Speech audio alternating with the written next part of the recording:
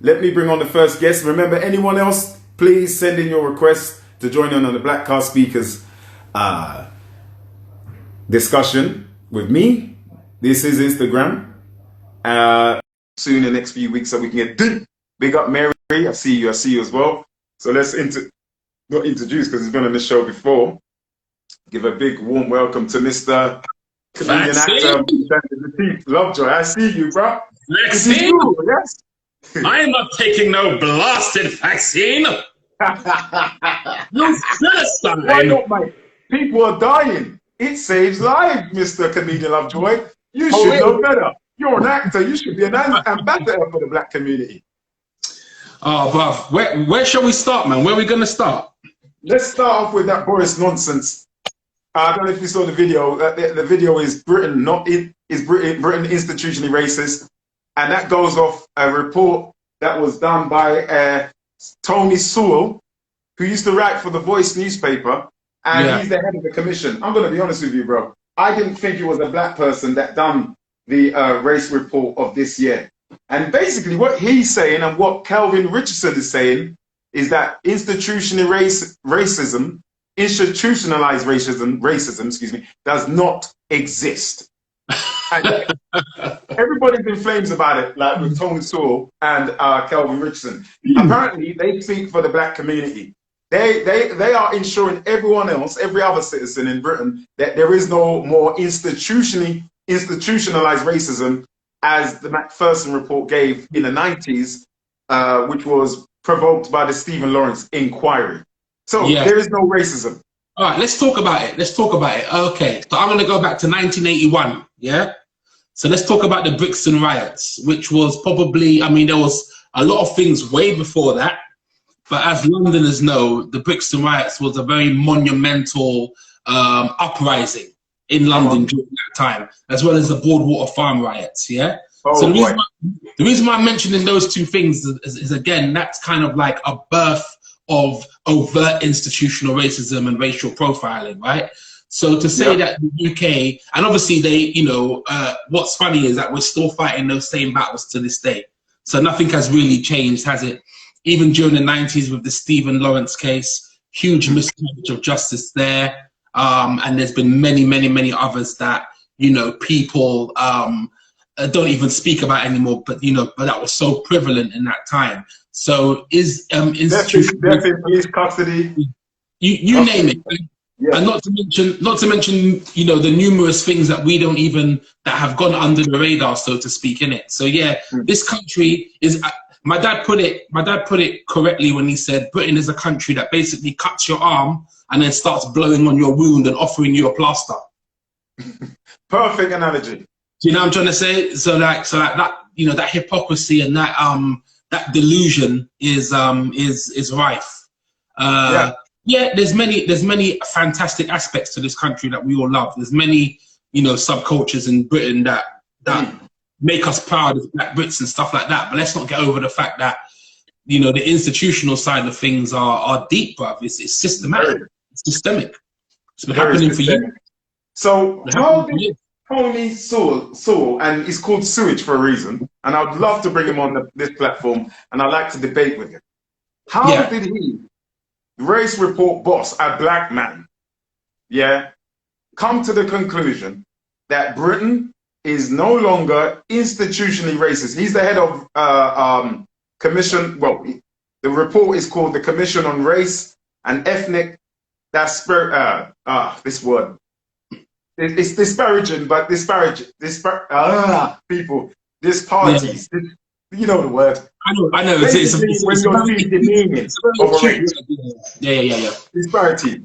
Excuse me. Well, do you know what it is? Brother? It's kind of like this, right? If you've got someone that's kind of batting for your team, so to speak, you're not really going to have anything that negative to say about them, even though you know that you may very well be aware of some of those subliminal racism and some of those aspects that go on that you're not really oblivious to. You kind of know it, but then maybe his situation doesn't really enable him to kind of, combat that.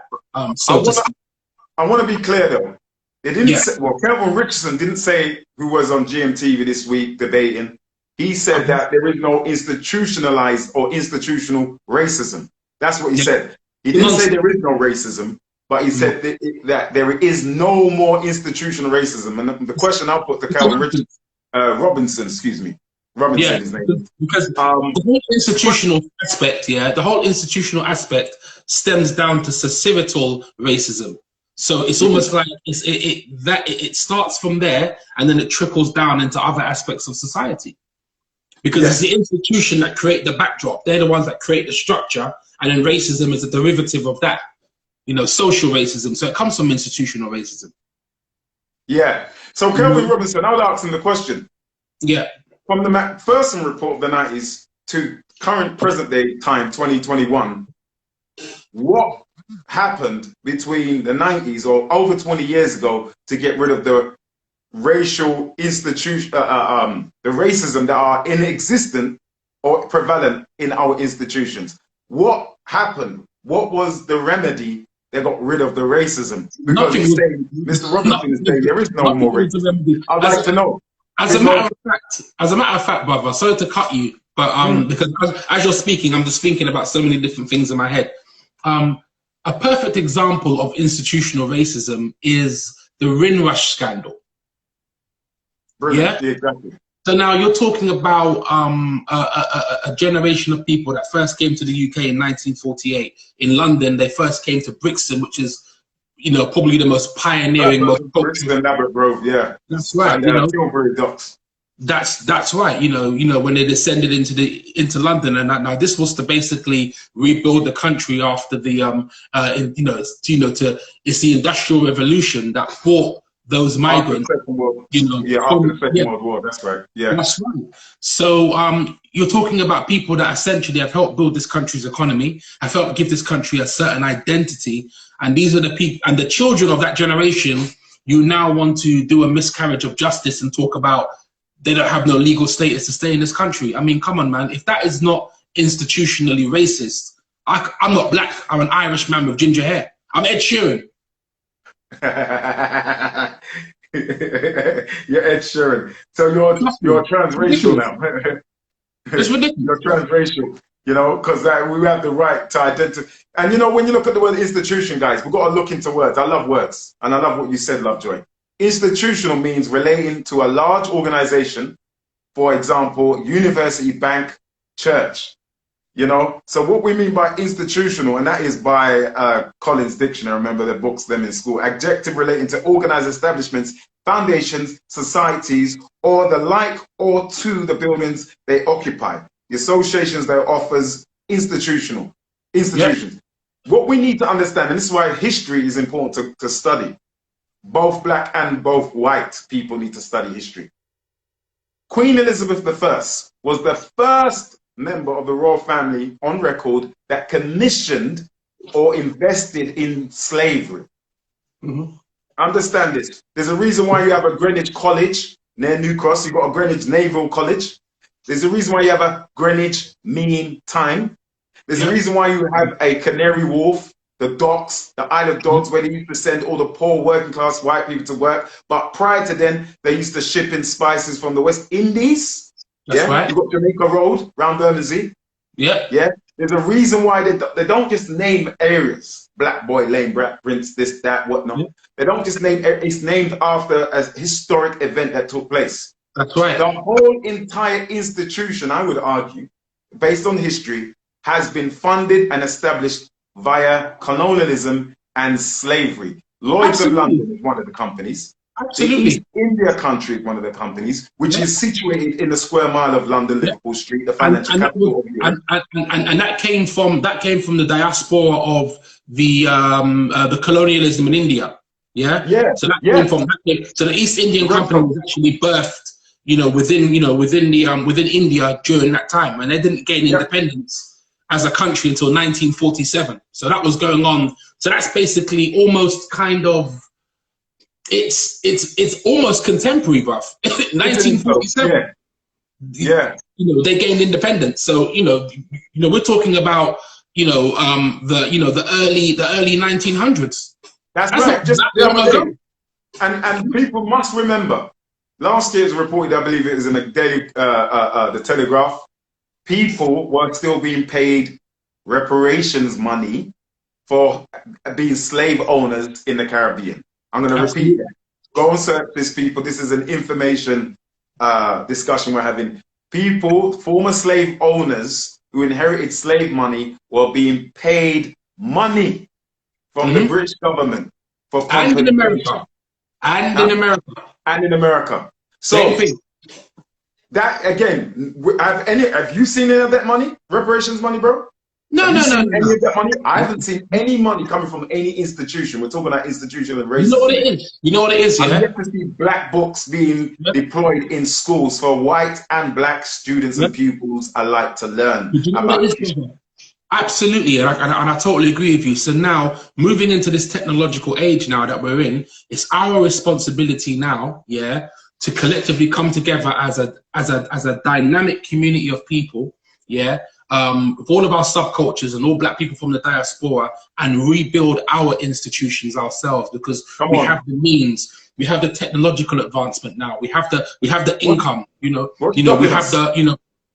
have the finances, bro. Black excellence is not just a trending word; it's a fact. I know people who are black and excellent, but it's not just a Twitter thing. It's not just a hashtag. So we're in a position.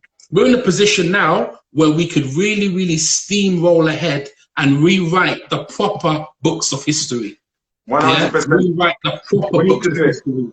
Yeah. We have to do that. See you, bro. We're going to bring you after our brethren, Latif Lovejoy. Big up K-Lane. Big up K-Lane, my brother from another mother. Big up K-Lane, man. You know what I mean? You know what I'm saying?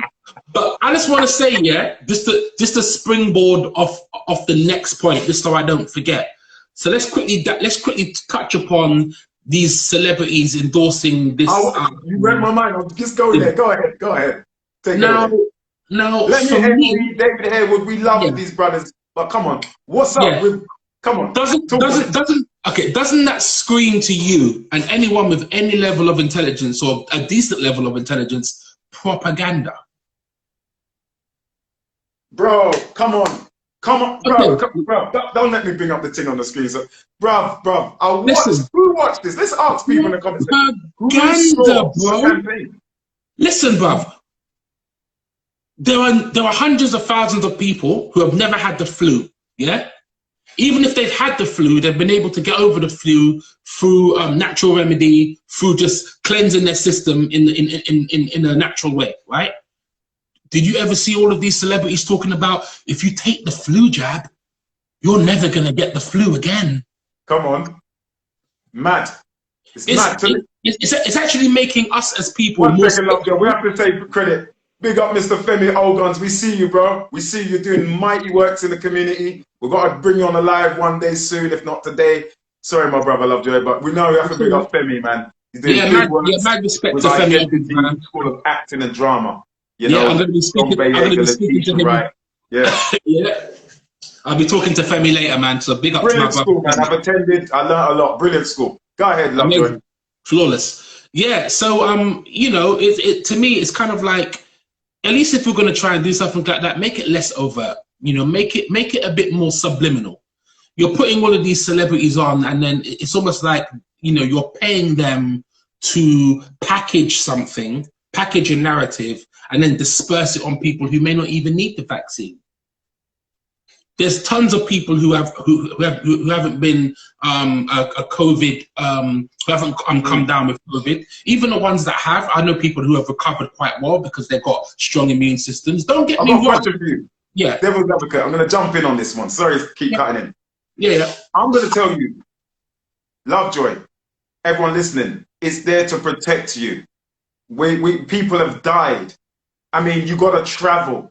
Why don't you just get the vaccine? I mean, vaccines, you've been getting vaccines since you was a kid, the BCG, the TB, the polio, chickenpox. Why? What's the difference with this vaccine? Why can't you get it? You're going to need it anyway to get Do you know what, brother? Do you know You're what? going to need it to get into... I'm going to tell you this. I'm going to tell you this, yeah? And this is just a certain part of my brain working here, right? Yeah. Right. Now, I'm not saying that, everyone should be exempt. Sometimes, I mean, the vaccine may be good for a lot of people, right? It may be very meaningful to a lot of people. But I'm thinking about something here, right? This is what's crossed my brain a couple of days ago, yeah?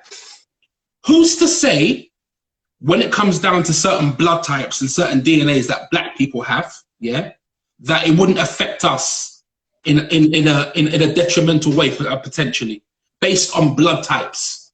Bro, you know what? You're reading everything in my brain. So one of the things that Lenny Henry said, and I want to say this, Lenny Henry is our brother. I want to say that. David Harewood is our brother. Absolutely. All of those beautiful, talented personalities that we saw do that campaign, Adrian Lester, we love them. We love them. People have been around for a long time. When you love someone in your family or your friend, it doesn't stop you from expressing the truth, your truth. Of course. So as a family, and they said it's a love brother, it was a sweet, sweet campaign. It nearly brought tears to my eyes, I'm not gonna lie.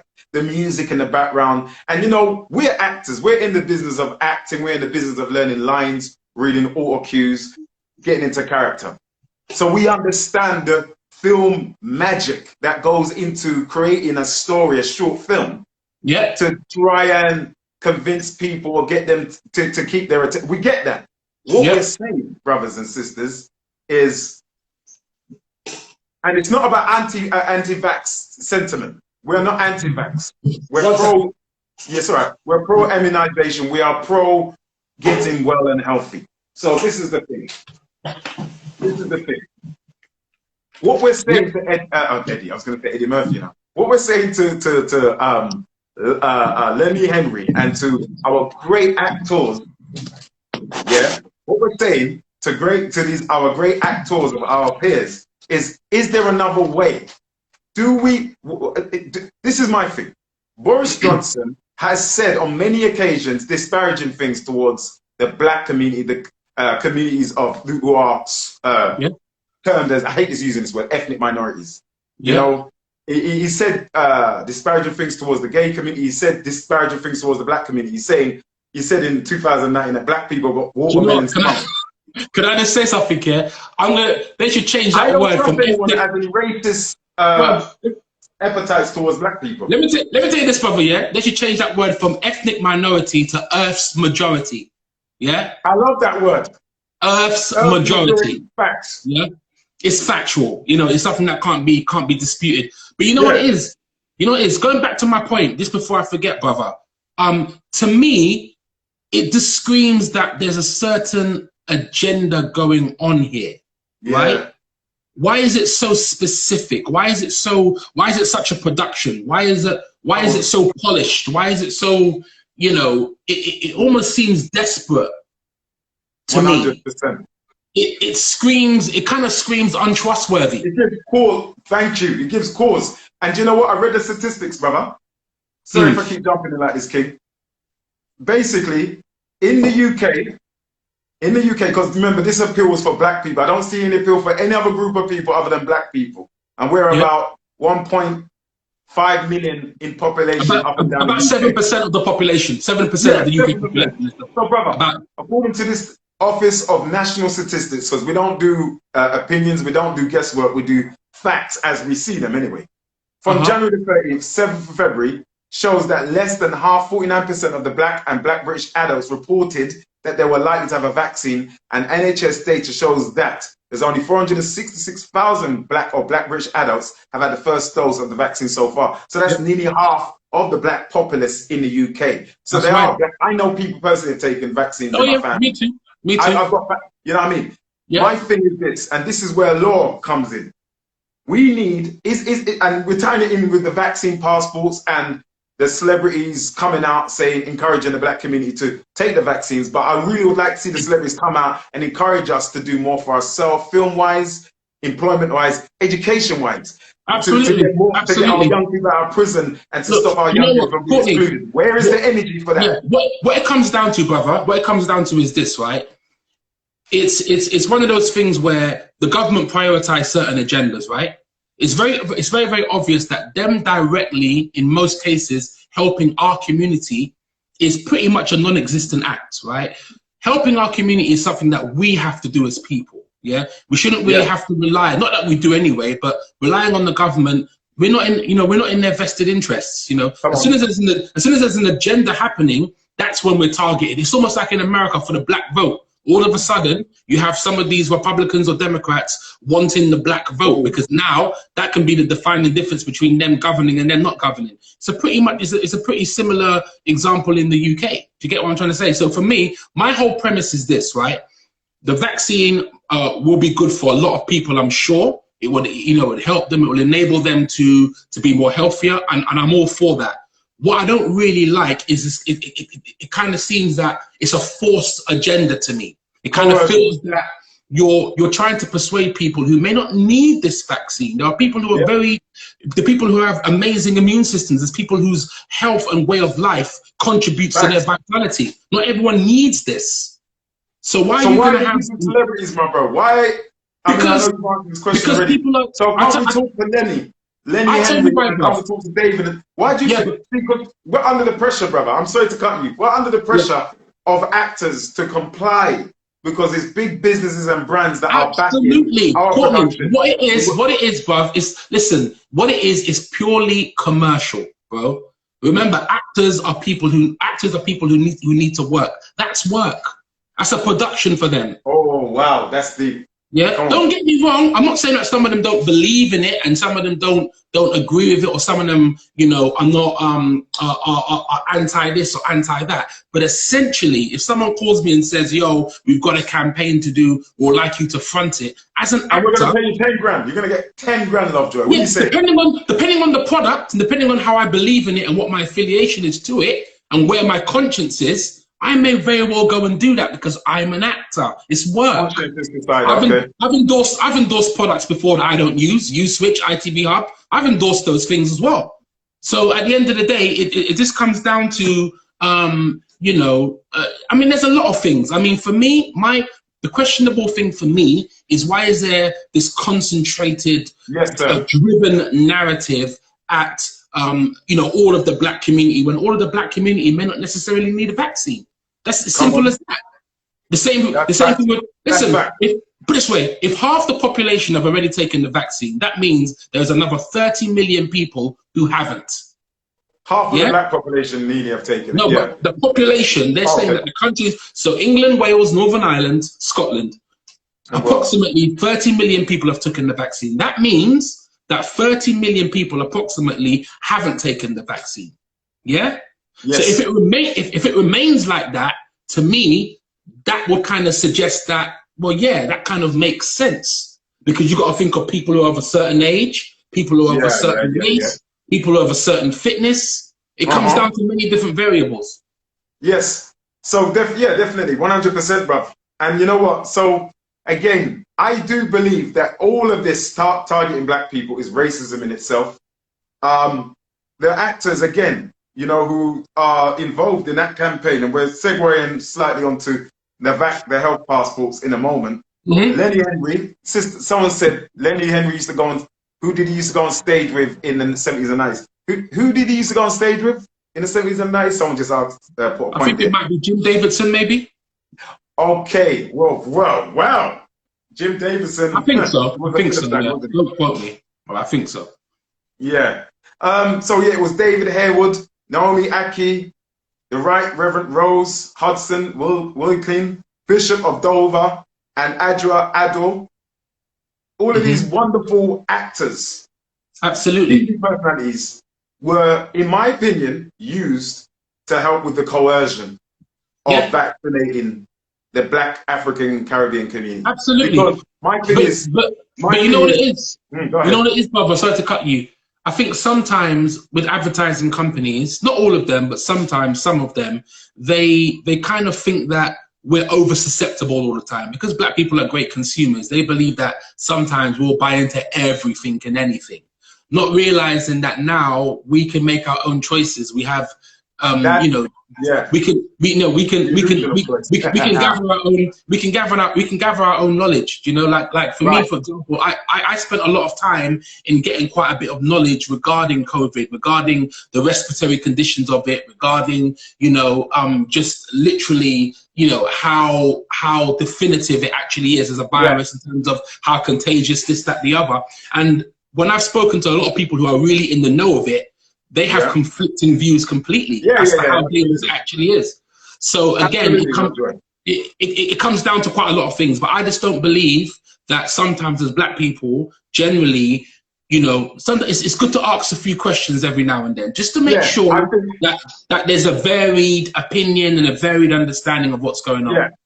So, you know what, Lovejoy? All those great stars that came out and spoke and done that video, the short film based on a letter by BAFTA award-winning director Amna Ashanti, stars of Agent David Hayward and Bridgerton's Adjoa Adu.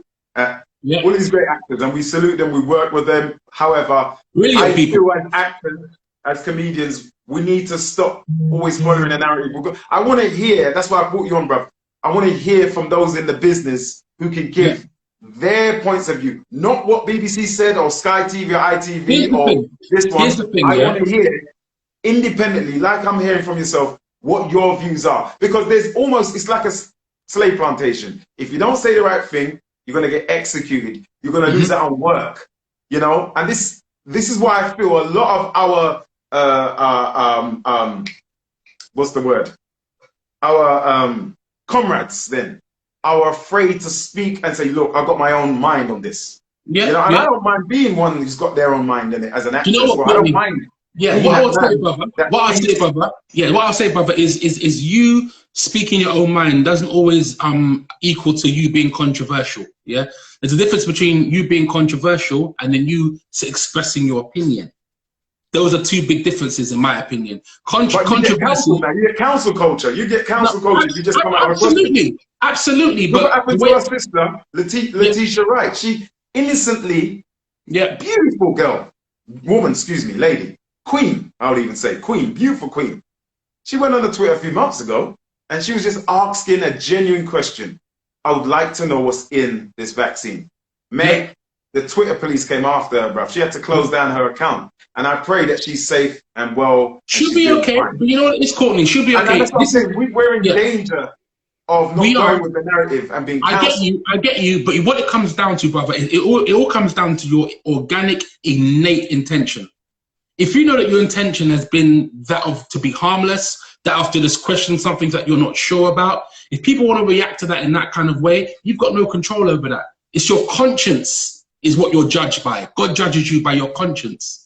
He judges you by your innate interpretation of things that are harmless.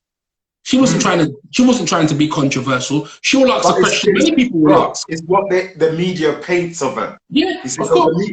There's an old saying, he who controls the pen rules the world. Yeah, you know what I'm saying?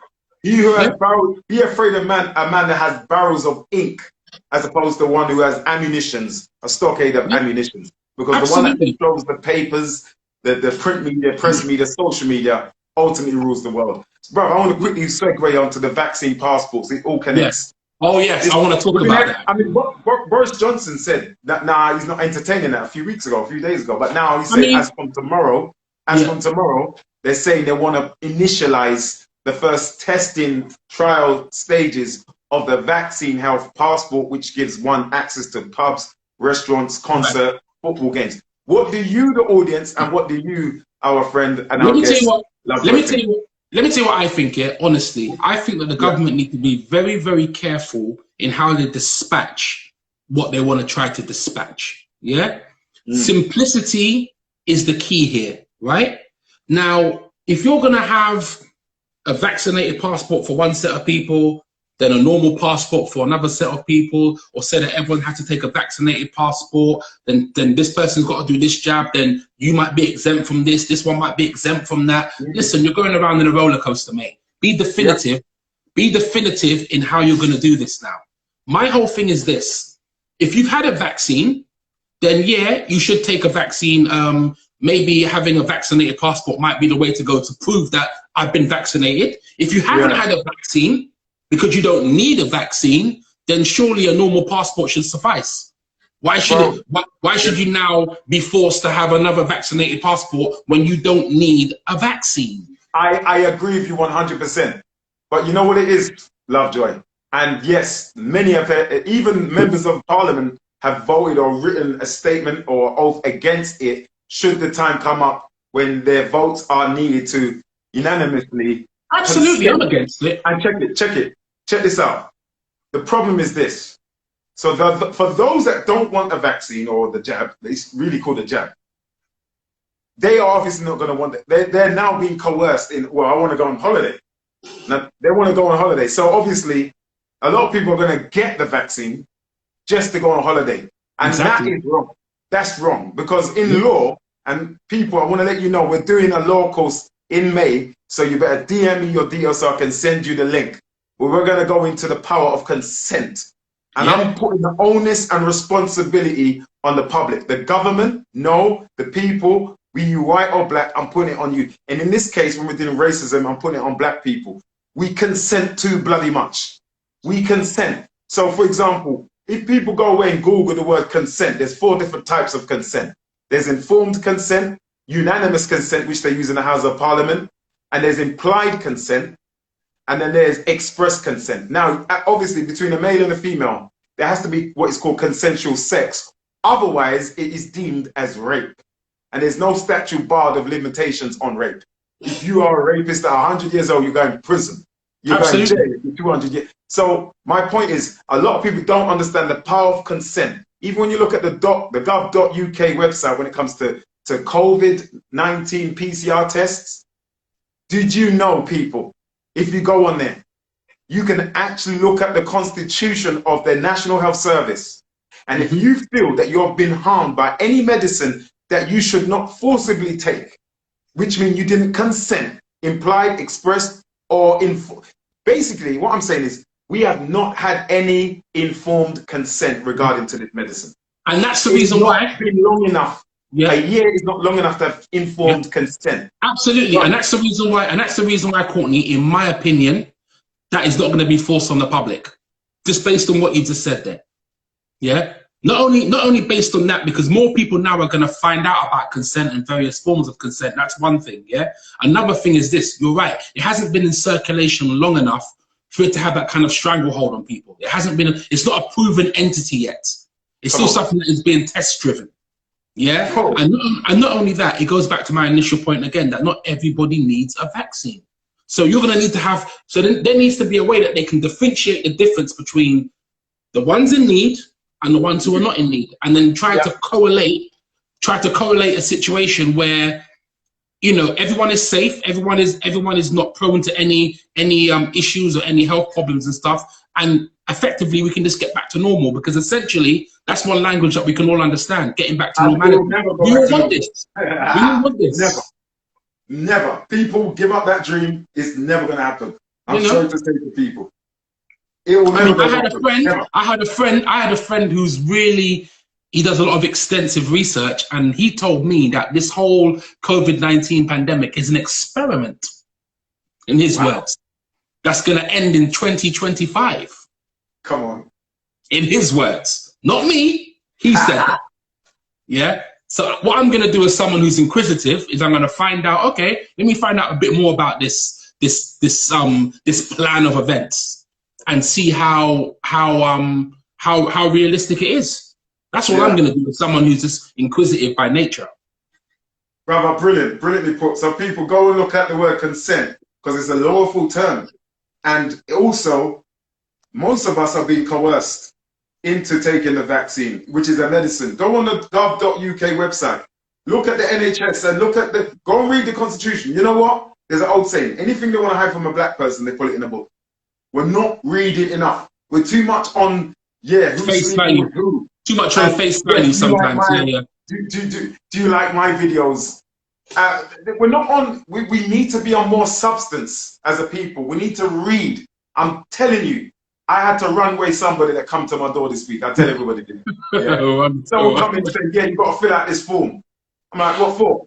Oh, because it's the law. I said, okay, that's cool. What law? Quote to me. They're like, I don't know. I said, so brethren, are you coming to my yard at 1 o'clock in the evening? I'm watching my good TV. I'm watching Godzilla versus King Kong, and you come and disturb my Amazon moment, my Amazon Prime moment, and you're telling me I need to fill out a form, and you don't even know the law. I said, bruv, and I won't tell you the rest of the words. Come off my doorstep.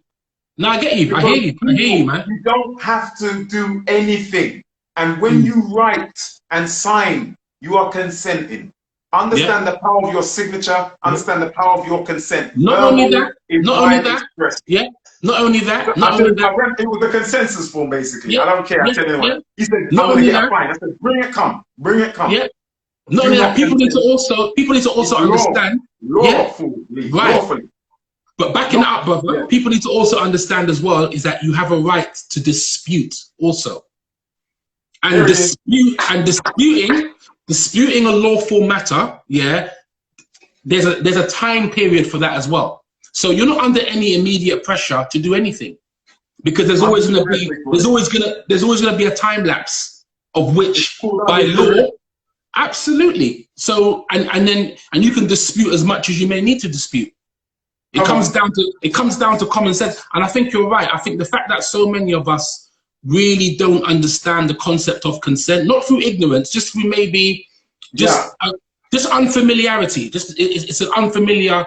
It's an unfamiliar circumstance right now. Right now, there's many things that we're learning for the first time that we've never thought we've had to learn before. So everyone is kind of learning and getting familiar with how this world is going to work and stuff. But ultimately, I'll just say this: ultimately, the power is with us. Come on, bro. Yeah, people need to understand that.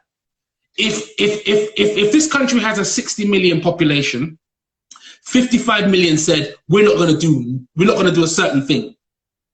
We're not going to do it. The government wouldn't have the power to try to force anything on anybody because the numbers just don't match. That's right. Absolutely right, brother. And brother, let's quickly segue and conclude on the George Floyd situation right now in America.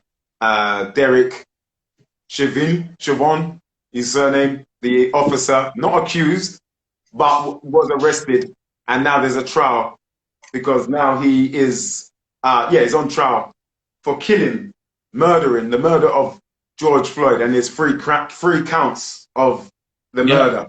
And again, I keep telling people everything is about proof of claim, everything, down to people who say that you owe them money, they need to prove the claim. It doesn't matter what it is, it needs to be proof of claim. So now the claim has already been proved that he murdered George Floyd in broad daylight on camera. The whole world watched and saw.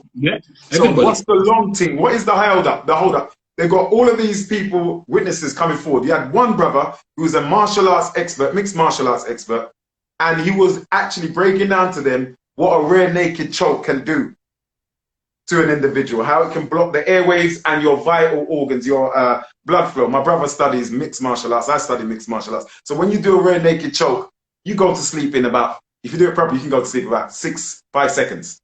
Imagine a whole knee on the back of the neck where the vital organs are for 9 minutes. That's murder. Yeah. And the MMA martial artist, the mixed martial artist, was in court giving testimony saying, look, this was a show of, this was obviously murder. Yeah. Then you had a woman who was a part of the fire brigade who was not allowed to administer resuscitation because the police, Derek, and these other demons stopped the fire engine, fire brigade woman from administering to resuscitate him and get his airwaves moving again. So what is going on right now in 2021? Let me tell you something, right? Let me tell you something. And again, this is why a lot of people are advocates for social uprising and advocates for making statements, even if those statements mean burning down buildings and destroying property that belong to the government. Yeah. Which we don't condone, by the way. We don't condone. I'm not condoning it, but that's the reaction that is going to get brought upon people when constant miscarriages of justice happen time and time again. Absolutely. What other response are people going to have? What other response are people naturally going to have but vengeance and rage? So, I just sincerely hope. All I sincerely hope is this, right? I just sincerely hope that this man is brought to trial and gets first-degree murder. Okay, anything less than that is a mockery of justice. And to be honest with you, bro, it's happened too many times. Absolutely, brother. It's happened too many times. And the thing is, what do you think is going to happen if he doesn't get a not guilty on the first degree of murder? What is going to happen to America? What we saw was marches globally last year in every nation around the world. So what is going to happen if, because, I'm going to be honest, I don't have no faith in the so-called justice system, but I do have faith in law. There's a difference. Oh yeah, you know, of course. I do have faith in law. You know, what will happen in this country, globally, and definitely North America, if Mr. Derek Chauvin, yeah, and by the way, I want to say something. Did you know he was married to a woman, an Asian woman, yeah, who from 2010, and she divorced him last year or this year. Yeah. A lot of people connect the dots with what's going on in terms of the crime that is happening to the Asian family in America. And black people are getting blamed for that. Yeah. There's and remember there was the Asian police officer that was on site when Derek killed George Floyd. I am not saying that all Asians and all that. No. That's not what this is. But they are pitching one community against another. This divide and rule thing. You know, we have to be aware of that. Why did she divorce him? And I read somewhere she divorced him to protect Derek Chauvin's assets, because if there is some kind of litigation whereby he has to pay for damages, then all of his assets are gone. So if she divorces him, keeps his assets, then his assets are protected under her name. It's ridiculous. You see? So I think she can see something coming. So what do you reckon is going to happen if he gets a not guilty? And I hope he doesn't, but... I mean, bro, quite frankly, I mean, if you look at American history, even contemporary American history, there's been riots, 92 LA riots. There's been, riots as far back in, the 60s, civil rights riots and stuff. So let's just combine all of that together and say that, God forbid, but there might be potential for America to see the biggest bloodshed that it's ever seen in its history. And I pray to God that doesn't happen. I pray to God it doesn't happen. I pray it doesn't happen. I pray that happen. But bro, let me just quickly interject what you're saying there, Lovejoy. Yeah. Did you know the King riots of 1968 started from May the 4th? What's the date today? The 4th of April. That was the biggest riot. And I'm going to say this. The riots and the protests last year, guess what? Out of 5, we are only 1. Black people are only 1 out of every 5. We were the minority in the protests, in the riots in America. A lot of the time, we always are. And I'm saying that because they want to always put a disparaging image on black people, say, yeah, we're looters and all that kind of stuff. But the majority of people protesting were not. They were other than black people. And that is great to see people protesting of all different colors. Absolutely, because I think when that happens now, when communities come together, it paints a different picture. It paints an accurate picture of the overall layer of society. It paints a picture that people will understand. When people are going to these protests for Black Lives Matter, for example, and they're seeing across a majority of interracial people there, they realize, wow, this is a global issue. This is something that affects them. Never mind anyone else. So it's a human issue, isn't it? It's a human issue. That's right. So what you said is all on point. Everything you said is all on point. Back to passports. Is it a taking of the civil liberties? Yes. We have a right to options and choices. Yes. Yeah. And the celebrities that are doing their job, people don't see it for. I love what you said, Lovejoy. Don't see it for anything else other than them being performers. Doing a job. Of course. And a lot of them don't look at them as the leaders, man. And a lot of them may believe in it. A lot of them may be advocates for it. Good on them, man. If that's what they believe in, I support that totally. Absolutely. But I think we're just making a distinction between the vaccine and the people that need it, people that don't need it, and just the way that we as a community have been targeted. We have to dissect that a little bit and understand why certain things are how they are. And it's always good to ask questions because it gives you knowledge, gives you understanding. But anyway, Bob, I don't want to hog the line. Because I know that there's a lot of people that need to come and give their 2 cents. It's a really important conversation. Bruv, I'm loving what you're doing, bruv. What you're doing is amazing. You're welcome anytime. You know what I'm saying? So I'm gonna stay on and watch other people that I really admire and I really love in our community do their things, say their things. I'm gonna be locked onto that, man. But peace, brother Courtney, man. Peace, my Respect as brother. Love always, all yeah? the time, yeah? Maggie. Thank you. All right. Thank you, Yes, Mr. please. Lovejoy. I'm going to stay on. I'm going to stay on and watch. Please do. All right, my All king. That was Lateef Lovejoy, comedian, writer, actor extraordinaire. Big up everybody that's on the platform. We're here to just share knowledge, impart knowledge, and to really talk up on things. I would encapsulate everything as human rights. Human rights. Get to know your human rights. Get to know your civil, civil liberties. Be informed. Don't be misinformed, because we're in an information or disinformation age now where there's a lot of misinformation and propaganda floating around. I make it my duty to study before I even come and speak to you guys to get my facts on point. And if I'm not on point, I've got you, the audience, to put me back on point. So look, let's see who wants to jump up into the platform. Oh, Kevin, I can see that you're not able to join for some reason. Why is that happening again? Kevin, sending your invite. We're going to bring on Sweatstorm. Anyone else? Come on, man. Yes, I am King. I see you, brother. You're more than welcome to jump up on the thing. Oh, I see Thanks you for the out on the invite. roadside. Yeah, catching in them. Yeah, man. Getting them I'm on D's. How you doing? location today. I'm on location Oh, today, you're on mate. the film set today. Well done. Don't say. Don't tell anyone. No. I'm walking. Doing a Oh, leisurely walk. oh, Yeah. like a brisk walk. Yeah, man. Yeah. Wicked. We had Kevin Bennett recommending that you take brisk walks, and now they're very good. So, brother, let's quickly go through all of the different categories, man. Yeah. What do you think about the race report headed by the head of commission, Mr. Tony Swell, and him saying that there's no more institutional racism? Well, to tell you the truth, it's a typical trait being demonstrated by a racist, yeah? They will always be perpetual gaslighters, yeah?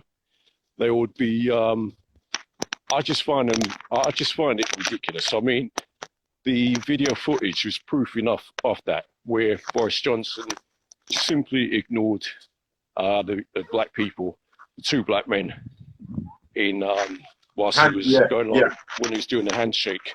But the only consolation for those two black men is at least they didn't catch COVID. Oh boy, you went there. Yeah. So what do you reckon of the celebrities that are being used to encourage the black community to take this jab as well? What's your thoughts on that? Do they know the seriousness of it, or are they doing it because they are performers and actors? I think they I guess they have their own opinion, but I believe that they're just there to follow a narrative. You know, it's like, you know, we've given you your platform for success, now pay us back, kind of thing.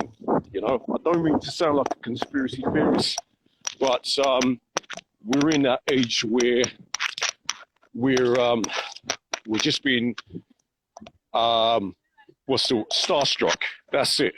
So because we're in that sort of like time period of being starstruck by celebrities, actors and movie stars, they use these actors to try and encourage us to take the vaccine. Yes. But personally, you know what? For you to get ahead, you got to bypass all that starstruck celebrity culture and really do some like in-depth research, which is what I'm still doing. I'm still learning as I go along. I meet like-minded people, you know, who've actually, you know, shared some valuable information with me. So what would you do if you had to get you're going into a pub or a public service, a place of where it's public services, a pub, concert, restaurant.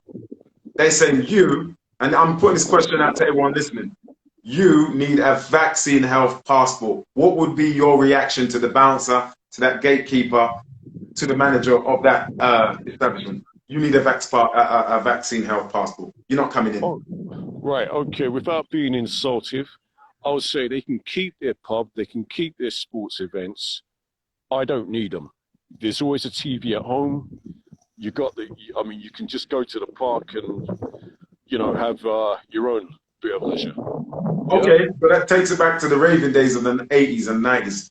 Yeah. In terms of employment, if you had to advise a young person who hasn't had a lot of social life because they've been there, they're teenagers, they want to get out, what would you advise them to do to overcome them being withheld from public goods and services if they didn't have this, what many are calling a discriminatory vaccine health passport. You want to fly out, obviously. You want to get on the plane. You want to go and see your people, whether they be in Africa, the Caribbean, America. How would you combat that lawfully? Okay, right. All right. To your I'll tell knowledge, you what, whatever you know. right. I'll tell you what. I've actually checked out a YouTube video where this team were based in Australia.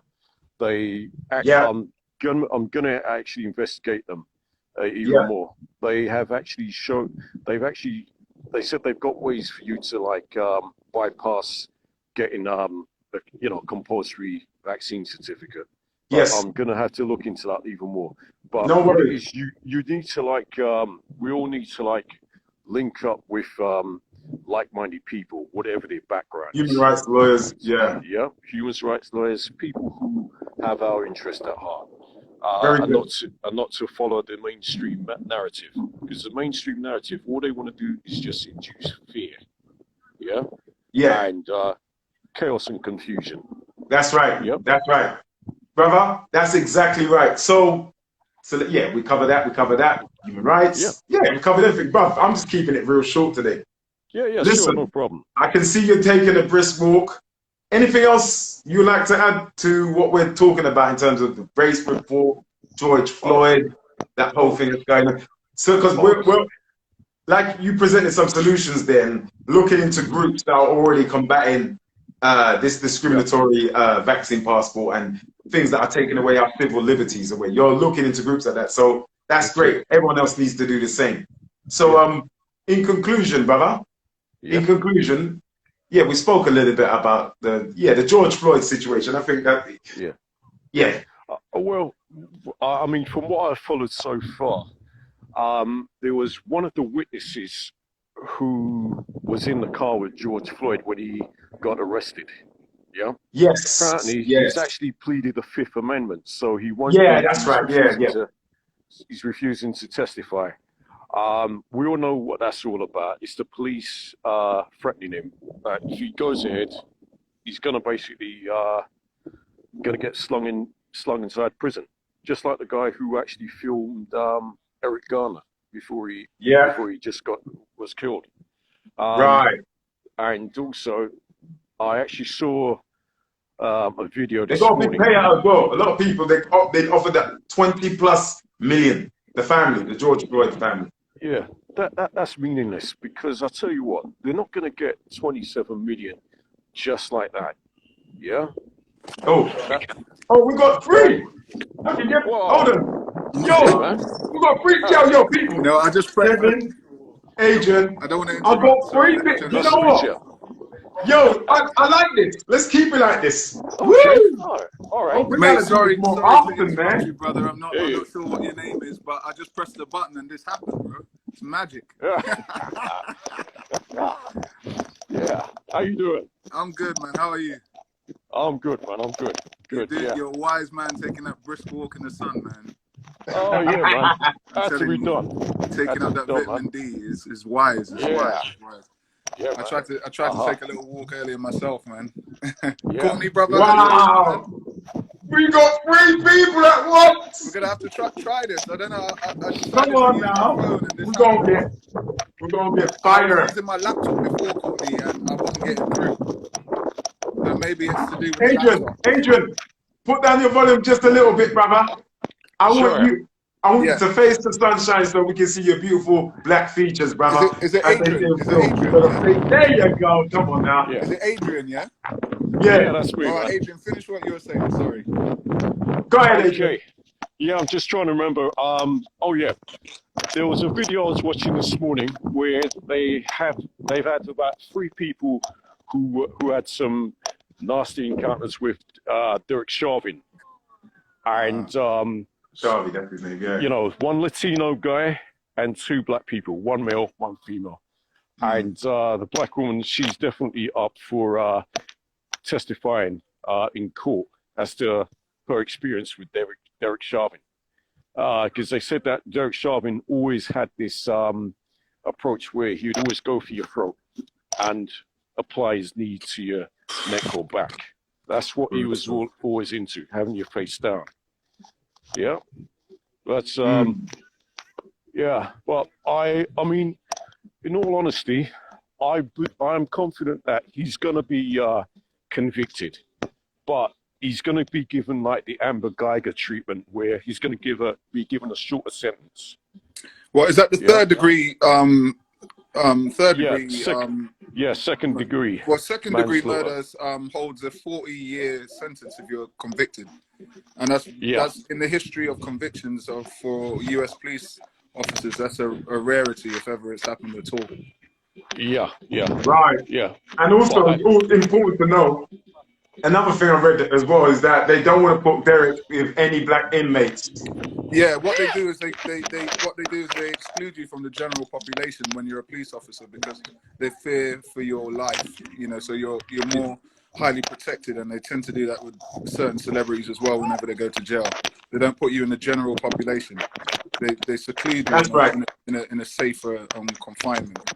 You know, so yeah, you wouldn't want to put a cop even with white inmates, because you know generally cops are the people that put them there in the first Still place. for a second, brother, because there's some feedback coming from you. We want to keep still for a second. Go ahead, Kevin. Don't go. Stay where you are, brother. Go ahead. The general population is not where you want to put any police officer, whether it's with a black populace or a white populace.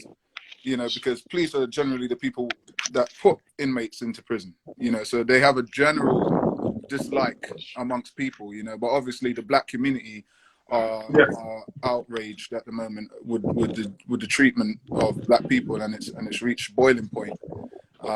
You know, in recent times. So yeah, of course they wouldn't want to do that with him. You know.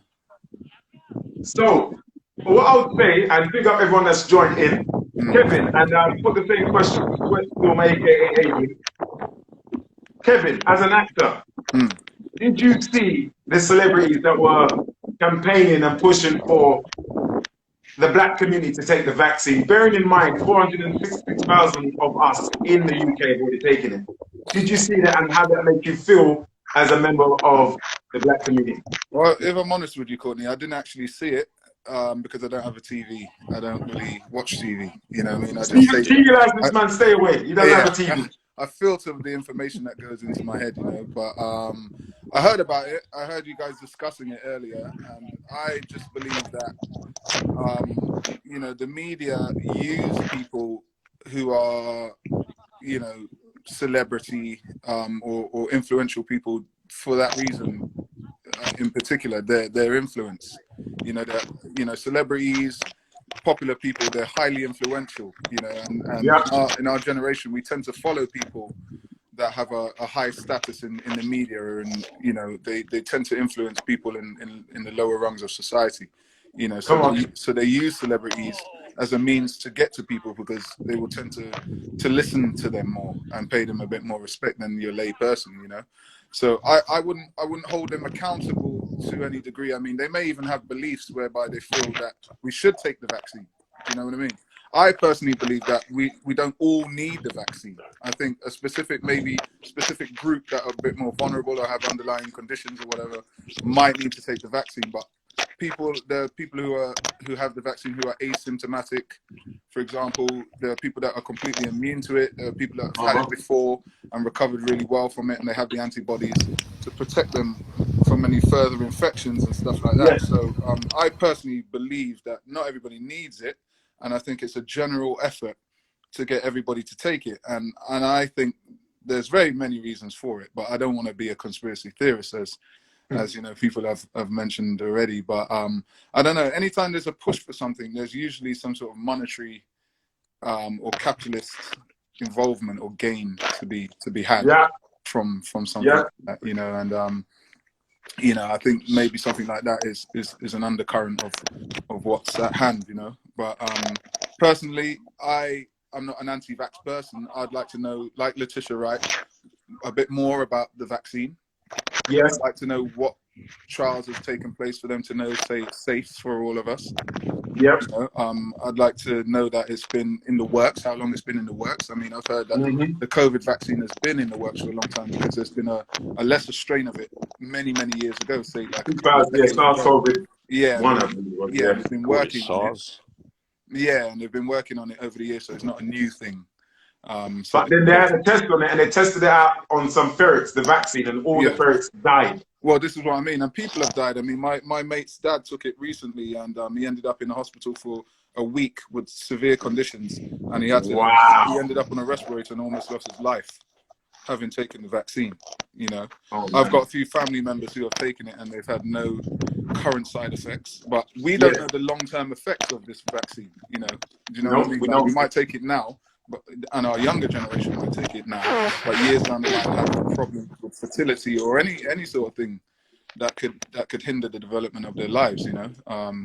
So for me, I'm unsure of it for those purposes, and that's just my stance. But you know, again, if Lenny Henry told me to jump off a bridge, my Dan, you know what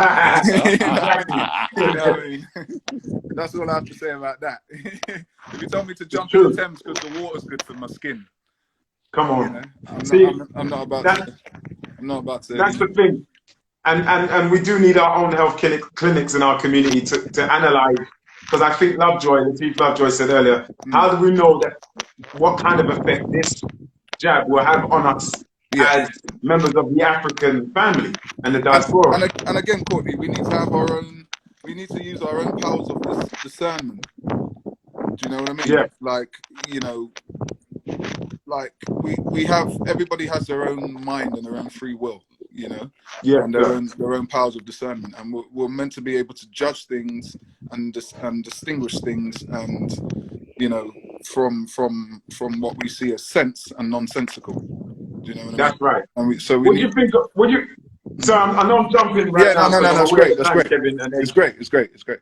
What do you both think of Tony Swell and the race report that he gave, that Britain is no longer institutionally racist? I think the timing of that is so bizarre, because you're now convincing us to take a vaccine, but then now you're saying, hey, by the way, Britain's not racist. Well, I'll let Adrian step in there. I will just because it's on my mind, Adrian. Actually, let me just quickly say, have any of you heard of this alarming statistic that says that black women are 5 times more likely to die in childbirth? I have. I've heard it. And there's a genius brother called Leon Marshall. I think you know him. Yes. Before. No. Yes. That talks about this on one of his lectures. That's right. How many times? When it was 2 times more likely, it wasn't a concern. When it was 3 times more likely, it wasn't a concern. When it was 4 times more likely, it wasn't a concern. Now it's 5 times more likely. It's been brought to our attention that it's a problem, and that in itself is a plain example of institutional racism within our country. It's a feature of the system and its complexities. You know what I mean? It's been put there in place to keep the status quo.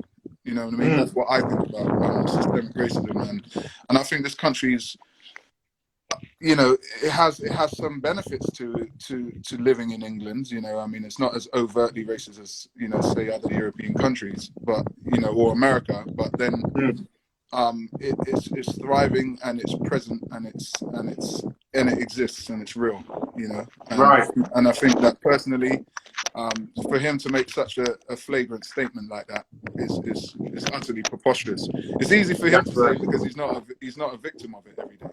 You know, ask the people who are victims of it every day what they feel about that. Ask the women who are dying in well, you can't ask them because they're dying in childbirth, but ask their families. Do you know what I mean? These things, there's so many problems within our system, you know, that is never really addressed by the people who say things like that, you know, because it benefits them to keep the status quo, you know. So I just think that's a ridiculous statement. How about you? Yeah. So what's the solution? What is the solution? Official Stop the Stand has got the grandbaby sleeping on my chest, King. I understand that. Just trying to see if we can bring in a fourth one, you know? Oh, yeah, you can. Yeah. Cool. yeah, And this was yeah. a positive accident. I did see adverts about you can bring in four You know people, what? three people. There were movements back in the day where black midwives would get together and form a sort of coalition whereby they will come to the aid of black women in pregnancies, or they'll have a place where black women can go whenever they Yeah. are having babies in pregnancy, so that they can get the due care. Because the problem really is not the high blood pressure, you know, the high glycemic diet and all these issues that are underlying that they say are the problems, because many white women suffer these same issues. What it is the level Right. of the level of care, Courtney, really and truly, that these women are receiving when they're in hospital. Very good. Well, to the both of you, very briefly, Mm.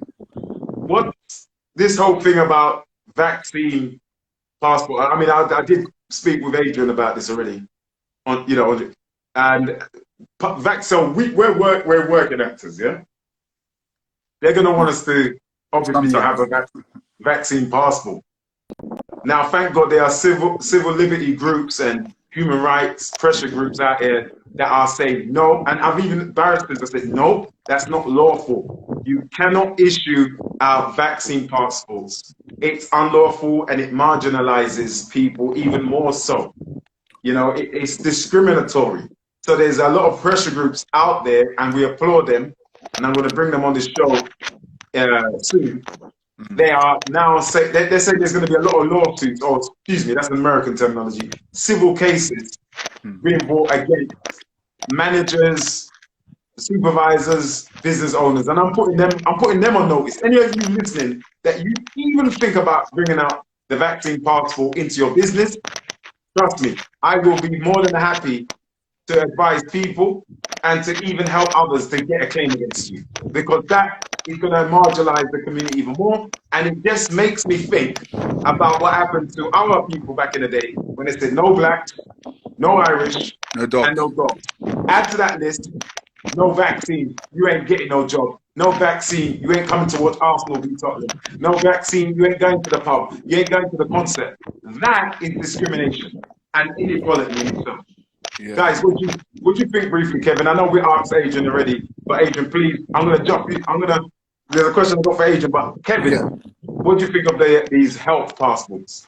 Well, again, I think it's for the government to discern who needs a passport and who doesn't as well. You know, there are some statistics that say that people that are immune, there may be exemptions here or there, but I think that if they're going to force it down everybody's throat, that you're going to be exempt from doing this, that, and the other because you don't have a vaccine passport, then I think that is a direct bullying tactic on the part of the It's government. bullying, yes. Yeah, do you know what I mean? And it's taking away your sovereign and human rights to be able to refuse, you know, something that you don't want going into your own body. I mean, it is your body at the end Your of the body, day. your choice. It's your body, it's your choice, you know. And they try to do the same with women and abortions and all sorts of stuff. There's always this agenda to control and manipulate. You know, if we are much lower risk people, then you know there should be exemptions, I think, and the ones that are much higher risk should be protected. You know, but That's right. to introduce this generalized idea that you know, And there's other ways to make people immune as well. yeah, There's well, this other is what I ways mean. that But you're people not can have immune. immunity. Even if you get the vaccine, you're not immune. That's the point. You're still not Adrian, immune. stay with us. That's the point. They Yeah. said, and Matt Hancock said it already.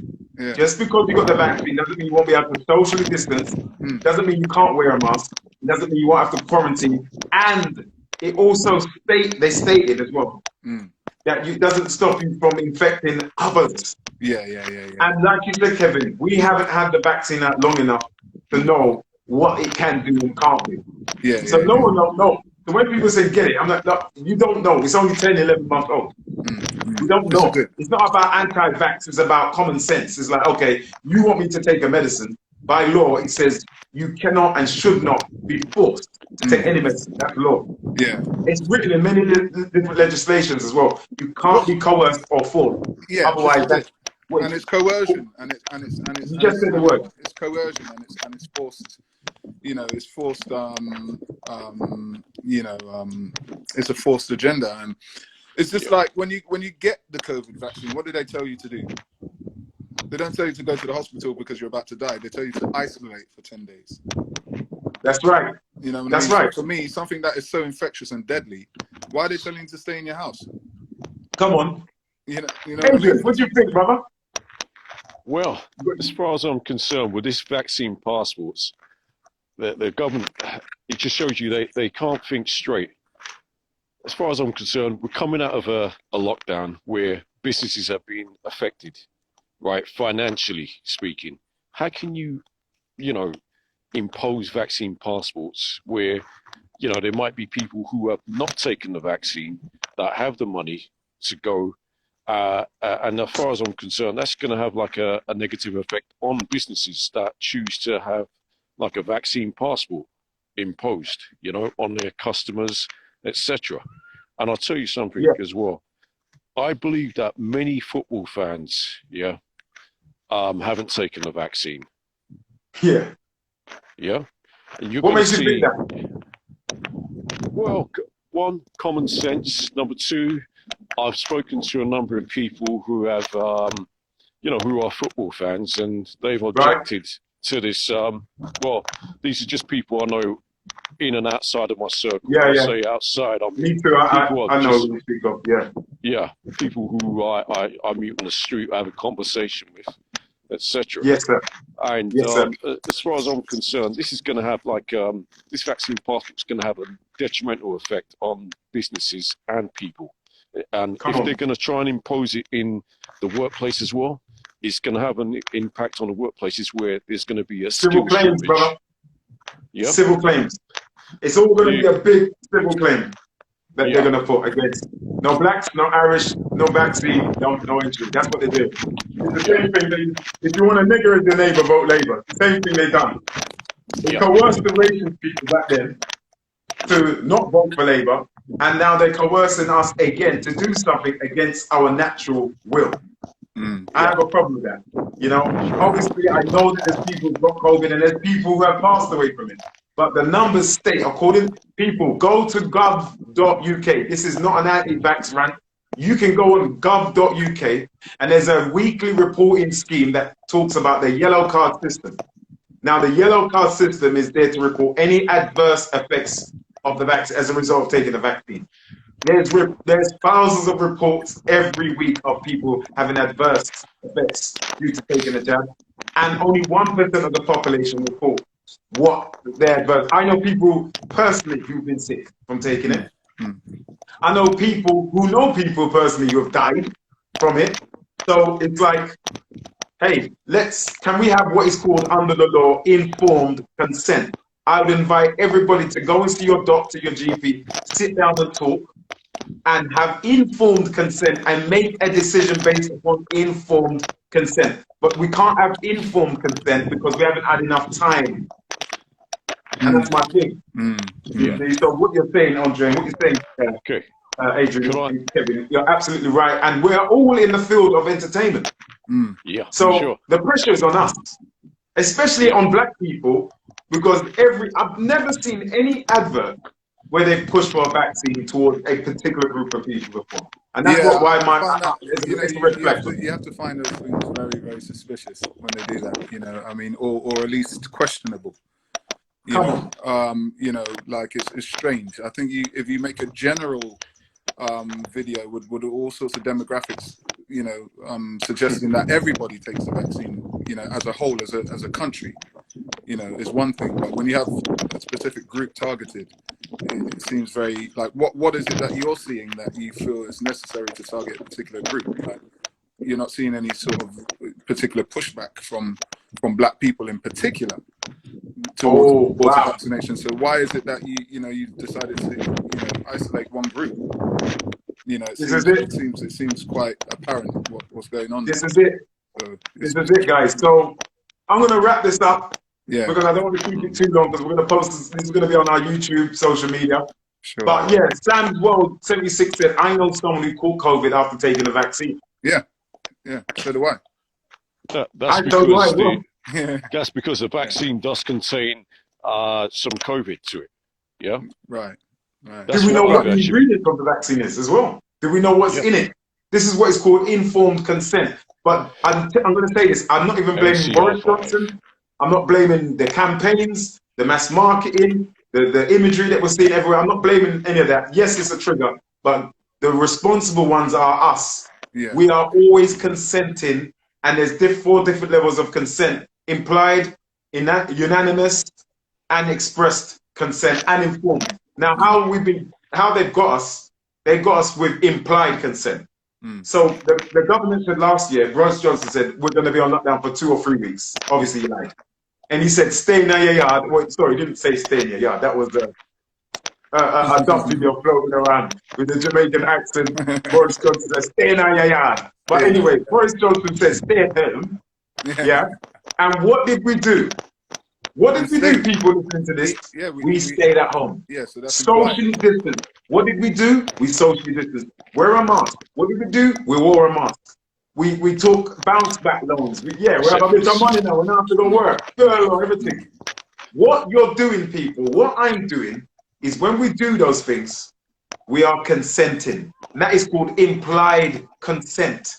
So when in time, when they do an investigation of the lockdown and the damages caused and whatnot, they are going to turn around, government, corporations, they're going to turn around and say, well, we just said it was a government rule and a regulation and a guideline. It was the people that unanimously consented. It is, I think it was Martin Luther King that said in our conclusion, it is our silence in a world of evil. What's the saying now? I've got to get it right. Evil reigns when good people sit down. The fact that we are sitting down, we are consenting. If we don't say anything about this race report that's saying that there is no institutional racism, we are consenting to that lying report. If we don't say anything about the vaccine passports and protest lawfully, we are consenting. People, make up noise lawfully. As I said to Lovejoy, I don't condone going around turning over vehicles, burning up shops. I understand the anger, but we don't condone that. And I speak to Kevin and Adrian on it. We don't condone that, but we have a right to assemble and protest. That's a human right law. That's an inalienable right. So we need to make up noise. We can't sit down and just say, okay, the news said it, we've got to stay in. Okay, another lockdown. Every time you do not get up and go to work or open your business, you're consenting. Every time we don't pick up a book about common law, this is common law, we are consenting. And this is why the government's able to do what they do, because we are doing nothing. Well, I think the passport, just going back to the passport thing, that's sort of alienation. That's real alienation of those that choose not to go to take that path, and to exempt people from our given privileges, is morally and ethically questionable. You know what I mean? Yep. Common law of human rights, people, and Kevin, absolutely right. Go and see your GP, people. Go and make complaints. If you don't like something, complain. Don't consent. Don't. A lot of people that say, if I was around slavery, I'll be fighting the slave master. I'll be fighting back. When you watch Roots, you'll be saying that. No. Today, we're in tyranny, legal tyranny. What are we doing? What are we saying? Are we informing our people? Are we having conversations with fellow human beings about consent? Adrian, you had a point there. Huh? Yeah. I think Adrian, sorry, brother. Go ahead. Thank you, Kevin. Yeah, just wanted to add on, when was it, last week or the week before, I had a phone call from my GP. Well, the receptionist invited me to come in for the vaccine. So I gave her expressed my concerns about the government statistics. I asked her what the composition of the vaccine was. She couldn't give me an answer. And a couple other things. But then to end the conversation, I said to her, well, as the Americans would say, if it ain't broke, don't fix it. And she just laughed and she just said to me, perhaps I'll take you off the list then. I said, yeah, fine. Thank you very much. What list was this? The vaccine Sorry? list? The vaccine list. The vaccine The list, vaccine list, yeah. Can I just say something in addition to what you said, brother? And that's great what you said. And I hope everyone was listening and heard what you said. People, go and have a conversation with your GP or nurse. We're not being belligerent. Be lawful. Go and talk and ask the same questions that Adrian said. What is in it? Have you done any tests upon this? I feel, and if you do feel this, I'm not telling you to put words in your mouth, I feel this will do me harm. Every doctor, people, has sworn an oath. Every police and every doctor has sworn an oath to do no harm. It's called the Hippocratic Oath. Right. Google this. Don't take it from me or Kevin or Adrian. Google the Hippocratic Oath. Every doctor sworn an oath to get their doctor license. This is international law as well. They've sworn an oath to do no harm. So you're honestly going to seek consultation because you want time for consideration for the vaccine or the jab. You're asking bona fide questions. What is the ingredients in it? What's the long-term effects? And guess what? They don't know what the long-term effects are. So you can respectfully decline. And what we all need to do is ask the doctor for a letter to, as Kevin was saying, exempt us from having to submit to getting a vaccine passport, exempt us from all these other different constraints, like the PCR test. I don't agree with that because that's doing harm to your nasal area, which is very sensitive, and your throat. I don't agree. I do agree if you can test for COVID to see if you may have it, I'm fine. But I want to find out an alternative way. Other than doing battery and talk to my throat and my nasal area. People, go and research, go and read. Sorry, Kevin, you're going to say something. Sorry, bro.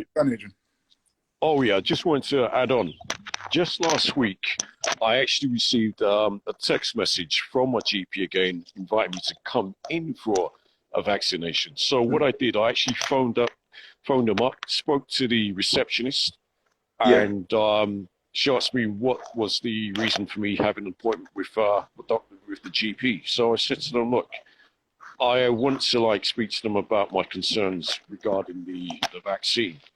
Good. So she said, yes, I'll set a day for you next week for my GP or one of the doctors to contact you to speak to you about this. So this week has come and gone. No phone call from the GP. So which speaks volumes. Bro, what you need to do, write a letter or an email, and you make sure you highlight that your appointment was missed, the date, and you are desirous of rescheduling, and you keep that as evidence. Because it shows you're not being belligerent, you're looking for consultation, and you also want time for consideration. These are key words: consultation and consideration.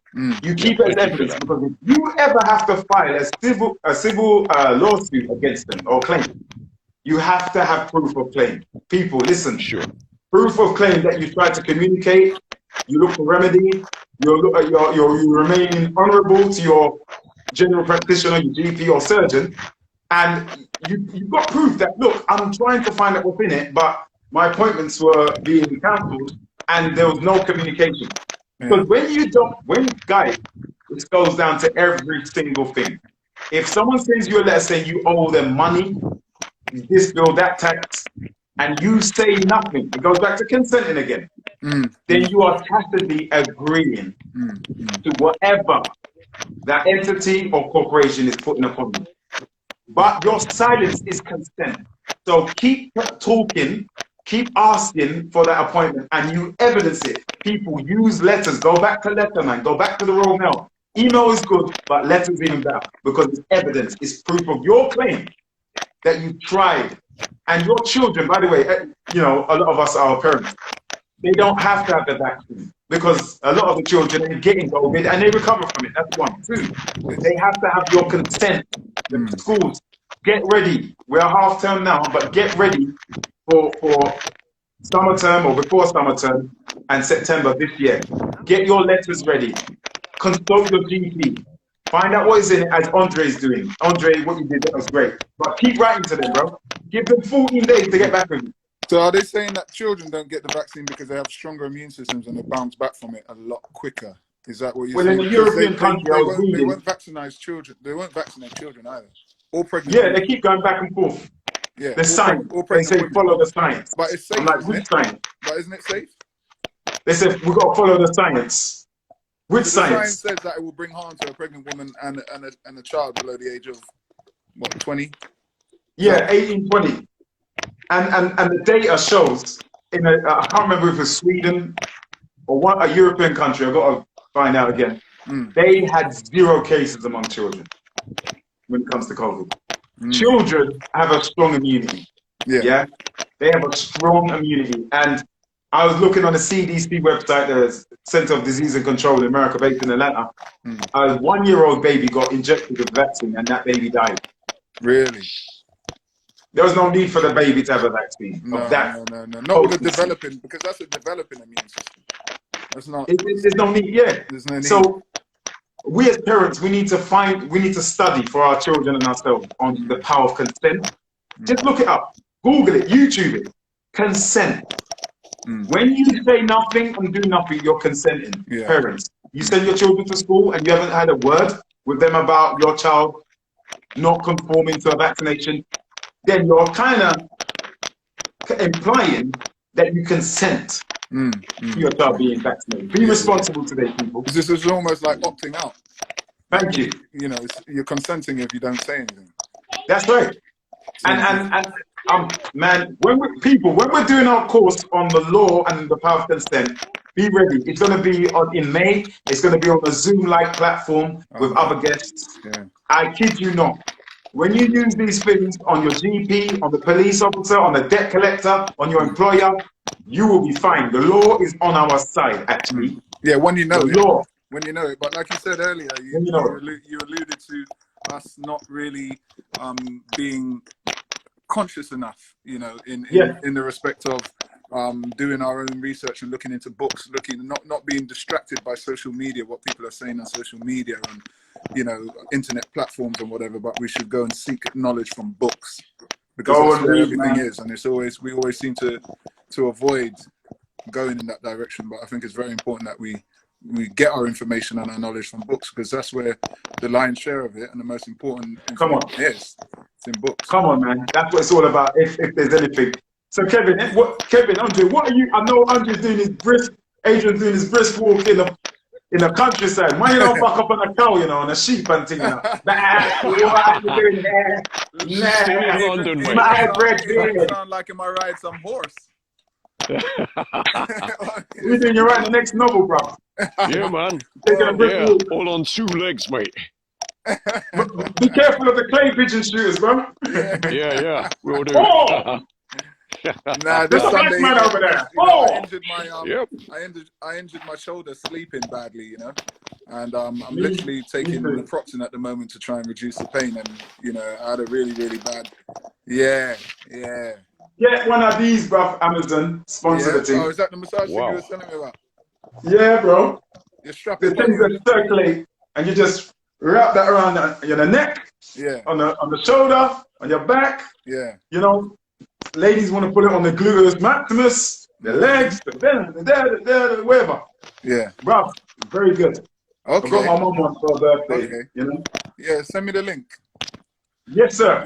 Absolutely. But yeah, so I'm just relaxing this Sunday at home and just taking in these vibes and this energy and this vibration from your show and looking well, brother. Your wonderful platform that you got here, you know, most appreciate it. Yeah, man, we're gonna step it up, brother, onto that Zoom kind of level, because there's so much I need to share, and so much you have to share as well, Kevin, Adrian, and many of our other guests. That this is limited. Though we can get 3 or 4 people, that's great. But trust me, people. Yeah, man. Listen, brothers, I don't want to keep you long because the sun is still out. I'll thank you very much. Thanks for the invite, Andre, Adrian. Adrian. I don't know where you are, but you don't have to tell us, bruv. Don't talk the business online. Not everything needs to go out there. He's in Bridgerton. No, it's not many people. You're in Bridgerton, yeah? Yeah, man. In Bridgerton, wherever you are, but you look great, man. You look great. Yeah. What's that cheers. that popular show where all them rich people go to that park? Yeah, Bridgerton, No, Netflix. something Abbey, something Abbey. Oh, Downton Abbey. Downton. You look like him in Yeah. Downton. I've never watched Downton Abbey in my life. Yeah, So I no. didn't see the black people. Well, I'm sure they were, but I just know it's pretty down there. Yeah, I'll be the first black man on that show anytime. Casting director. there's been one. Shouting out to Actually. the casting There's been director of one. Downton There's Abbey. been if one. you don't know. The first black man on there was, I think, Gary Carr. He's another Oh, yeah? fine actor, British black actor called Gary Carr. I think he's the first and only black man on Downton, mate. Gary Wicked. Carr. Yeah. Gary Carr. Yeah, man. Yeah. Well, I, you know what? We can go into a whole subject about black people being on television. There's a lot of.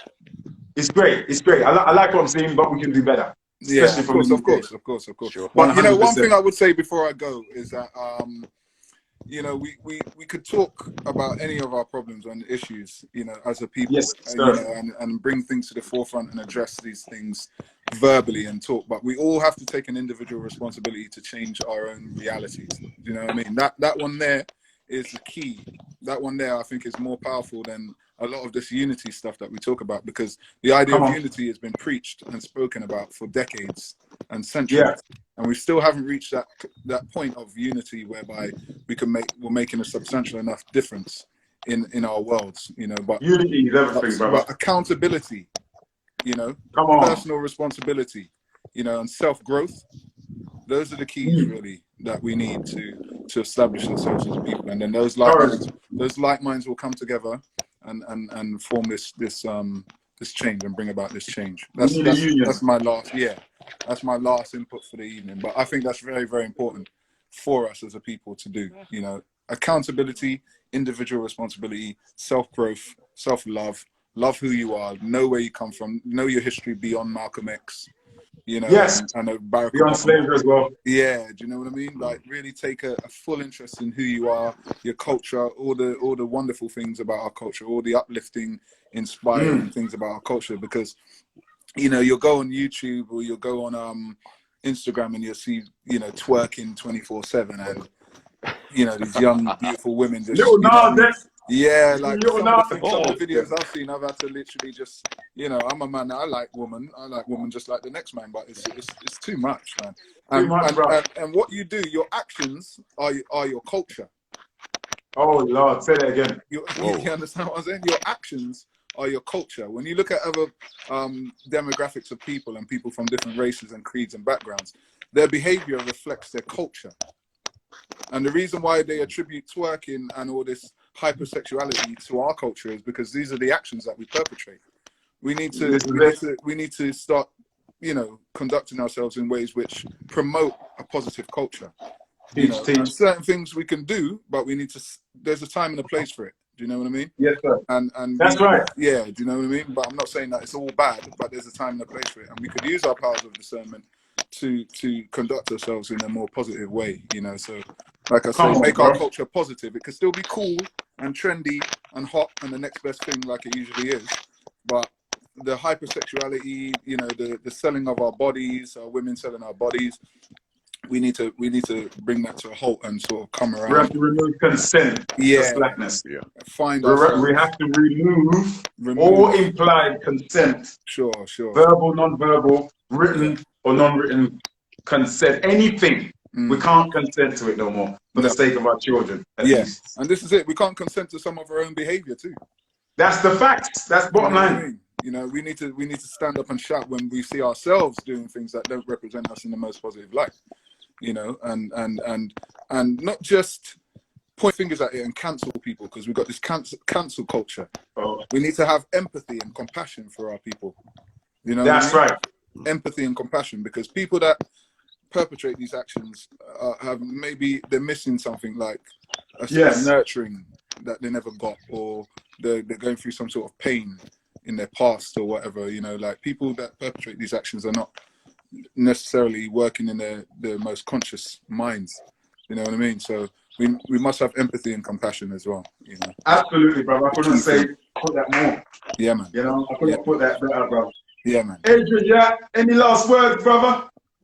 Well, apart from thank you, New, for inviting me on your show, and nice to meet you. I've forgotten your name. Oh, Kevin.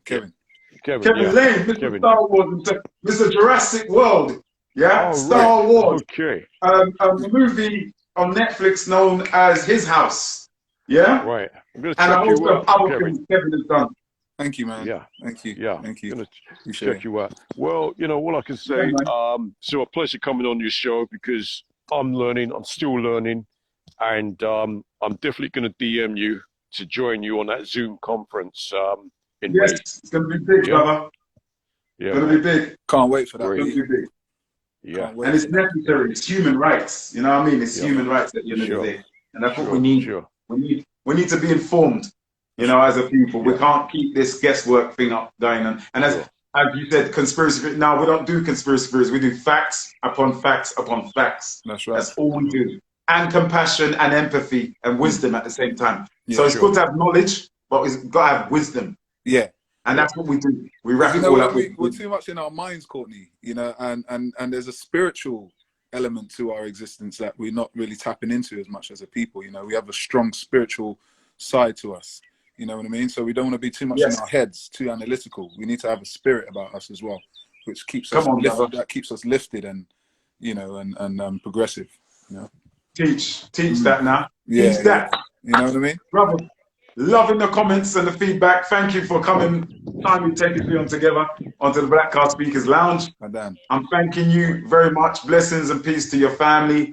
And, you know, yeah, man, keep up doing the great what you're doing. Keep doing your brisk walk. I want to go out and do a walk now, man. I need to go and do a walk, bruv. I got to have me dinner. I don't know. Now, They're talking about snow tomorrow, bruv. They're talking about snow. Yo, Adrian. Big love, Adrian. Big love. Thank you, love Kevin. bro. Nice to meet you. Courtney, and massive respect. Yeah, man, we'll catch up, man. Yeah, man, we'll catch definitely. up. Love. Thank you, Kevin. Thank you, Adrian. Yeah. Bless you Pleasure both. speaking to you guys. Yeah. All right. You're always a for the pleasure. last Always part. a pleasure. Yeah. Nice. Love. Cool. Thanks, man. Bye. All right. Peace. Bye. Right. So, guys, that was Adrian Kevin. and Kevin. That is still Adrian. Is still with us trying to switch off. I'm going to try to do it. Peace, my bro. Yeah. Love. Thank you. Thank you, guys, for jumping on the freeway. The two is me on the first freeway. Freeway, yeah. People, I hope you've enjoyed this one. Just wrapping up the race report, led by Tony Swell. Bunch of garbage. Institutional racism, by definition and action, does still exist. Not every, and I want to say to all my white colleagues and friends, not every black person you see on telly is speaking for black people. I'm going to say that again.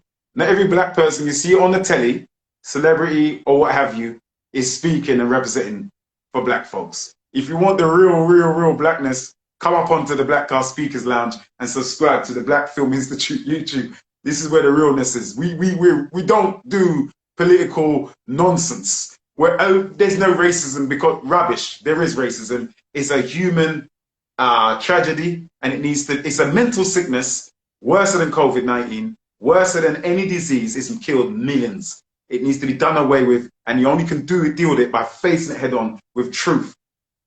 So that's what we think of Calvin Robinson, and Tony Swell. They can jump on this platform and I will debate with them. Let's do facts, because you're not going to go up there as people of color and speak for me. You don't speak for me. I don't care who you are. Yeah, you don't speak for the majority of the people that really want truth, freedom, justice, and facts. You're not talking for us. So sit down to Tony Swell and Calvin Robinson. More than happy to debate you, brothers, but stop acting like you're some dude on Get Out. Yo, you need to, anyway. Listen, people, so we wrapped it up today. We're talking about the race report, the vaccine passport thing, George Floyd trial ongoing. Keep watching and following and looking at it, see what's going on. Big love to all of those members of the human family are going through racist attacks right now. We know how you feel. We know how you feel. I will say this though, don't try and pin that on black people in America. There's something else going. Don't be divided and rule today. Don't be divided and rule. Yeah, get to know your human rights, people. You have the choice. You have a right to make choice. You shouldn't be coerced to making any choice. When a man and a woman get together, it's under consent. When a man gets with a woman, it's consent. If it's not consent in relationship or consensual sexual activity, that's called rape. That's called rape. Yeah? So, if the government want to keep pushing and coercing us to take a vaccine, when those of us who are not what they call hesitant, vaccine hesitancy, I'm not vaccine hesitant. I've made my choice. I'm saying no, I'm good, I'm all right. I'm saying respectfully, without any belligerence, I'm not an anti-vax, but I'm saying no. But I'm open to sitting down with my GP and getting more data on the vaccine so I can be better informed. That is called informed consent. Parents, go and get informed consent. Sit down with the GP, find out the ingredients, what's in it. And if they don't know, speak to the head surgeon. Because their duty is to do no harm as doctors. So find out what informed consent means. Unanimous consent. Unanimous consent relates to the House of Senate in America and the House of Parliament in England. Unanimous consent. Unanimous consent. Yeah? Look at these definitions and Google it. Implied consent, which most of us are going off in, it's our fault that lockdown took place because we went on implied consent. And then you have express consent. I express that I consent that I'm going to go out on a date with someone. That's express consent, not just implied. No room for doubt. So go and look up informed consent. It's your human right. It is your civil liberty. Look it up regarding all cases. This is a lawful human right. Don't be afraid by the propaganda on the television. I work in television, I get it. But when it comes to propaganda, when it comes to coercion, I'm not with that. Yeah? And it's not about me being an actor trying to get more work. It's about me being a human being first and speaking on the behalf of my fellow human beings on the things that are ethical and moral and right. And that's what I'm all about. I'm trying to be that man first. What I do in terms of acting is my profession. I love it and I enjoy it and I'll not stop doing that. I'll never stop doing it by God's grace. But at the same time, I'm a human being first. And I'm saying we shouldn't consent to nonsense. Don't consent to fear. Don't consent to lack of information. Be informed. Be informed and ask questions. That's all there is. Anyway, like, follow, subscribe. Was it follow, like, subscribe to Black Film Institute? We're building up slowly. And to this channel for weekly discussions, which you can be a part of. 3 of us now, 4 of us, for the hard way. Join in, jump in, entertainment and conversation. And next week we've got a special guest from Jamaica, who's in Jamaica right now. He's an artist. I won't name him. He'll be up with us next week, Sunday. Follow us, like and subscribe. We've got a big event dealing with the law, the power of consent, which will take place from May. So get ready for that. We'll throw out the advertisement.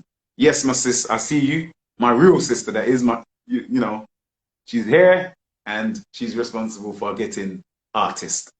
The Jamaican, did I say it in a Cockney way? Jamaican. Oh no. Getting the Jamaican artist next week, Sunday. So anyway, people, remember the power of consent. Don't be coerced. And not all black people, to my beautiful white friends and family, not every black person you see on telly speaks for us. Tony Swell don't speak for us. I know there's Kelvin Robinson speak for us. And nor do many entertainers, if I'm going to be honest. They don't speak for us. I'm sorry. They don't. They don't speak the truth, the grassroots. So, yeah, this is the right place to come if you want to hear truth. All right, people, have a good week. Enjoy the sun. Stay blessed. Stay kind to each other, regardless of your background, your creed, your color, your class. Be kind. Do good. Do unto others as you want to be done unto yourself. And I always say this every weekend when we finish. Big up, Darren. I see you. Darren, did you take the vaccine, bro? And you know what? You don't have to answer that question. It's your business. Sorry. It's your private, confidential business. But as we always end, you are the star of your own movie called Life. You are the script screenwriter, director, and producer, ultimately campaigned by the master of the universe, the supreme being, God himself, the architect of the universe, who's the studio, backing you, the lead actor in your own film called Life. You are the star of your own film and you win. That's what it says at the end of the script. So keep winning. Peace.